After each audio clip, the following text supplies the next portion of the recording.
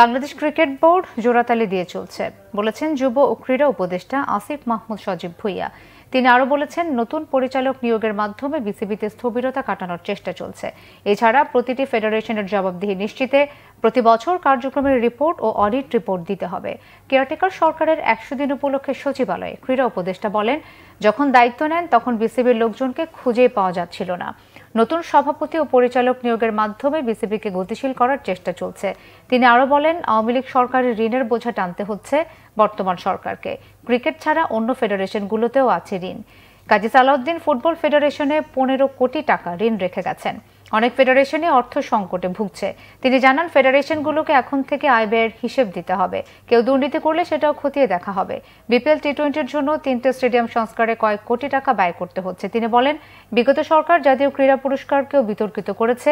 যোগ্যরা যাতে এই পুরস্কার পান সেজন্য নীতিমালা হচ্ছে। স্পোর্টসকে যেভাবে পলিটিসাইজ করা হয়েছে, বিসিবিতে তো কোনো ধারাবাহিকতার ব্রিজ হওয়ার কথা ছিল না। যদি স্পোর্টসে পলিটিসাইজ না করা হতো, বিসিবিতে পলিটিক্যাল লোকজন না থাকতো, তাহলে দেশে একটা পরিবর্তন হলেও বিসিবি তার মতোই থাকতে পারতো, ধারাবাহিকভাবে তার কার্যক্রম পরিচালনা করতে পারতো।